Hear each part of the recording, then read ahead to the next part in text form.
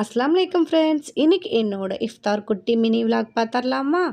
நோம்பு திறக்கிறதுக்கு இன்றைக்கி கொஞ்சம் வித்தியாசமான ஜூஸ் ஏதாவது ட்ரை பண்ணலாம் அப்படின்னு சொல்லிட்டு இந்த கேரட்டை வச்சு கேரட் பால் செஞ்சிடலாம் அப்படின்னு சொல்லிட்டு கேரட்டோட தோள்களை இந்த மாதிரி சீச்சி எடுத்துட்டு கேரட்டை குக்கரில் சேர்த்துட்டு கேரட் வேகிற அளவுக்கு தண்ணி சேர்த்துட்டு இது கூடவே 10 பாதாம் 8 முந்திரி சேர்த்து கேரட் கூடவே நல்லா வெந்து வரட்டும். கேரட்டை கரெக்டாக 3 விசில் மட்டும் விட்டு வேக வச்சு எடுத்துக்கலாம். பாருங்கள், கேரட் நல்லா இந்த அளவுக்கு வெந்து வந்துருச்சு. கேரட்டை இந்த மாதிரி குட்டி குட்டி பீசஸாக கட் பண்ணிக்கலாம். கட் பண்ண கேரட்டை மிக்ஸி ஜாரில் சேர்த்துடலாம்.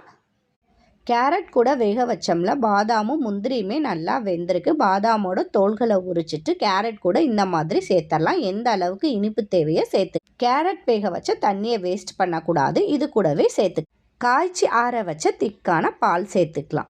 இப்போ இதை நல்லா நைஸாக அரைச்சி எடுத்துகிட்டு வந்துடலாம். பாருங்கள், ரொம்ப ரொம்ப டேஸ்டான கேரட் பால் ரெடி. இன்றைக்கி கொஞ்சம் சுண்டல் செய்யலாம் அப்படின்னு சொல்லிட்டு காலையிலே நான் இந்த கொண்டக்கடலை ஊற வச்சுட்டேன். கொண்டக்கடலை நல்லாவே ஊறி வந்துரு. இந்த கொண்டக்கடலையை நான் முந்தின நாள் ஊற வச்சுட்டு இந்த மாதிரி முளைக்கட்டி வச்சுருந்தேன். கொண்டக்கடலையை நம்ம நார்மலாக வேக வச்சு சாப்பிட்றதோட இந்த மாதிரி முளைக்கட்டி சாப்பிட்டோன்னா ரொம்ப ரொம்ப ஹெல்த்தியும் கூட. சரி, ஓகே. இப்போ இந்த 2 கொண்டக்கடலையும் ஒன்றா மிக்ஸ் பண்ணிவிட்டு குக்கரில் சேர்த்து தேவையான அளவு உப்பு சேர்த்துட்டு கொண்டக்கடலையை வேக வச்சு எடுத்துக்கலாம். கொண்டக்கடலை வெந்ததுக்கு அப்புறமா தண்ணீர் வடித்து எடுத்து வச்சுட்டேன். கொண்டக்கடலையை தாளிச்சிடலாம். தாளிப்புக்கு எண்ணெய் சேர்த்து கடுகு உளுந்தம் பருப்பு வரமிளகாய் இது கூட கொஞ்சம் மல்லி இலைகள் நைஸாக கட் பண்ணி சேர்த்துட்டேன். கருவேப்பிலை சேர்த்துட்டு தாளித்து விட்டுட்டேன். கொண்டக்கடலை சுண்டலுமே ரெடி ஆயிடுச்சு.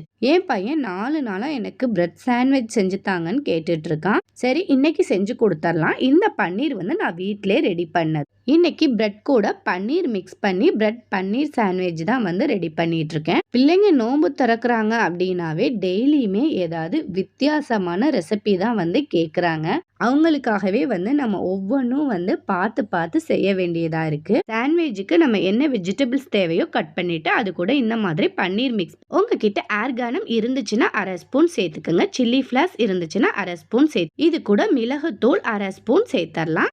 எல்லாத்தையும் நல்லா மிக்ஸ் பண்ணிட்டு பிரெட் மேலே இந்த மாதிரி டொமேட்டோ சாஸ் ஃபுல்லாக தடவி விட்டுட்டு இப்போ நம்ம ரெடி பண்ணி வச்சிருக்க ஸ்டஃபிங்கை பிரெட் மேலே வச்சிடலாம். ஸ்டஃபிங் வச்சதுக்கு அப்புறமா மேலே மறுபடியும் இந்த மாதிரி பன்னீரை தூவி விட்டுறலாம்.